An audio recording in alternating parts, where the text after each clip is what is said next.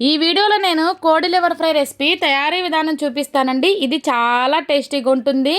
చారు, పప్పు రెసిపీలోకి సైడ్ డిష్గా బాగుంటుంది. విడిగా అన్నంలో తిన్నా సరే సూపర్గా ఉంటుంది. ఇంకా ఈ ప్రాసెస్ చూసేద్దాం. అందరికీ నమస్తే, welcome back to my channel. నేను మీ నాగలక్ష్మి. ముందుగా పొయ్యి మీద ఇలా కళాయిని పెట్టుకొని దానిలో ఆయిల్ యాడ్ చేసుకోవాలి.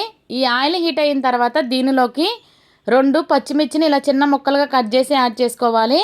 అలానే మీడియం సైజ్ ఆనియన్స్ అయితే 2, పెద్ద ఆనియన్ అయితే 1 ఇలా చిన్న చిన్న ముక్కలుగా కట్ చేసి యాడ్ చేసుకోవాలి.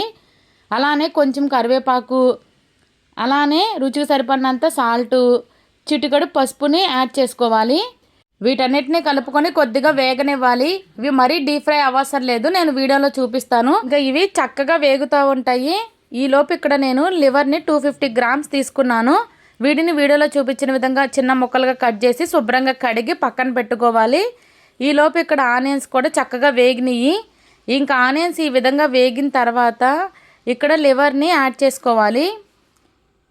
ఇది మొత్తం యాడ్ చేసేసుకున్నాక దీనిలోకి 1 ఇంచు అల్లం ముక్క, అలానే 4 వెల్లుల్లి రబ్బల్ని పొట్టు తీసేసేసి చిన్న చిన్న ముక్కలుగా కట్ చేసి యాడ్ చేసుకోవాలి. ఇంక ఇక్కడ యాడ్ చేసి వీటిని మొత్తం కలిసేటట్టు చక్కగా కలుపుకొని వేగనివ్వాలి.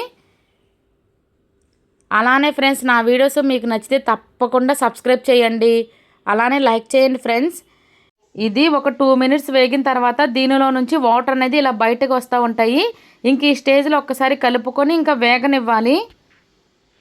ఇంకా ఇది కొంచెం వేగుతూ ఉన్నప్పుడు ఈ స్టేజ్లో ఇక్కడ నేను ఇంకొంచెం ఎక్స్ట్రా గ్రేవీ రావడం కోసం ఒక చిన్న గ్లాసుల వాటర్ని యాడ్ చేస్తున్నాను. ఇలా యాడ్ చేయడం వల్ల మనకి రైస్లో కలుపుకోవడానికి కూడా గ్రేవీ వస్తుంది లైట్గా. ఇంకా ఈ వాటర్ వేసిన తర్వాత మనం మంటను అనేది హై ఫ్లేమ్ పెట్టాలి ఒక 2 to 3 మినిట్స్. అప్పుడు ఈ వాటర్ అనేది త్వరగా ఎగిరిపోయి ఇంకా ముక్క అనేది ఉడికి చక్కగా ఫ్రై అవుతుంది. ఇంకా ఇలా చక్కగా వాటర్ అనేది మరుగుతూ ఉంటాయి. ఇక్కడ మనం కలుపుకుంటూ ఉండాలి. మంట అనేది మీడియం ఫ్లేమ్లోనే పెట్టాము. ఒక 2 మినిట్స్ పెడితే సరిపోతుంది, మరీ ఎక్కువసేపు పెట్టకూడదు.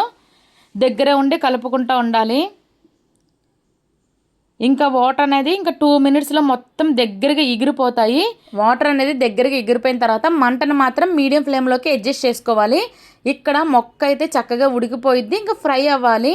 ఫ్రై అవ్వడానికి ఎక్కువ టైం ఏం పట్టదు, ఒక 3 to 4 మినిట్స్ పడుతుంది. ఇంకా మనం కలుపుకుంటూ వేగించుకుంటూ ఉండాలి. ఇక్కడ మొక్క కూడా చూడండి కలర్ అనేది చేంజ్ అవుతుంది. ఇంకా మొక్క కూడా మ్యాక్సిమం ఫ్రై అయిపోయింది. ఇంకా ఈ విధంగా ఫ్రై అయిన తర్వాత దీనిలోకి రుచికి సరిపడినంత కారాన్ని యాడ్ చేసుకోవాలి. ఈ కారాన్ని యాడ్ చేసి చక్కగా కలుపుకొని ఒక 2 మినిట్స్ అలా వేగనివ్వాలి. అలా వేగడం వల్ల ఆ కారం అనేది ముక్కకు పట్టి చక్కగా ఫ్రై అవుతుంది. ఇంకా 2 మినిట్స్ తర్వాత ఇక్కడ చక్కగా ఫ్రై అయిపోయింది. ఈ స్టేజ్లో ఒకసారి సాల్ట్ కారం సరిపోయిందో లేదో చెక్ చేసుకోవాలి. సరిపోతే సాల్ట్ కారం అనేది ఇక్కడే యాడ్ చేసుకొని కొంచెం వేగనివ్వాలి. ఇక్కడ నాకైతే అన్నీ పర్ఫెక్ట్గా సరిపోయింది సాల్ట్ కారం. ఇంకా ఈ స్టేజ్లో నేను ఇక్కడ 1/2 స్పూన్ కన్నా తక్కువ డ్రై రోస్ట్ చేసిన ధనియాలు జీలకర్ర పొడిని యాడ్ చేస్తున్నాను. ఇది యాడ్ చేయడం వల్ల కర్రీ చాలా టేస్టీగా ఉంటుంది. ఇది వేసిన తర్వాత మరీ ఎక్కువసేపు వేగించే అవసరం లేదు. ఇంకా వేసిన తర్వాత 1 మినిట్ వేగిన తర్వాత ఇంకా కొత్తిమీరని యాడ్ చేసేసుకొని ఒక్కసారి మొత్తం కలుపుకొని ఒక 1 మినిట్ అలా వేగనివ్వాలి. ఇంక ఇక్కడ చూడండి మొక్క కూడా ఏ విధంగా ఫ్రై అయిందో చూపిస్తున్నాను. చూడండి ఎంత బాగా ఫ్రై అయిందో. ఇక్కడ మీరు చూడండి చాలా టేస్టీగా చాలా బాగా వచ్చింది. అడుగు కూర మరీ ఎక్కువ మాడిపోలేదు. ఇంక ఈ స్టేజ్లో స్టవ్ అయితే ఆఫ్ చేసేసుకోవాలి. అంతేనండి, టేస్టీ కోడి లివర్ ఫ్రై అయితే రెడీ అయిపోయింది. ఈ వీడియో మీకు నచ్చితే ఒక్క లైక్ చేయండి, అలానే మీ ఫ్రెండ్స్ అండ్ ఫ్యామిలీకి షేర్ చేయండి. నా వీడియోస్ కంటెంట్ మీకు నచ్చితే తప్పకుండా సబ్స్క్రైబ్ చేసుకోండి. అలానే నేను షార్ట్ వీడియోస్లో పొడుపు కథ సిరీస్ స్టార్ట్ చేశాను. ఎవరికన్నా ఇంట్రెస్ట్ ఉంటే ఒక్కసారి చెక్ చేసేయండి. అంతేనండి, thank you for watching. Bye bye.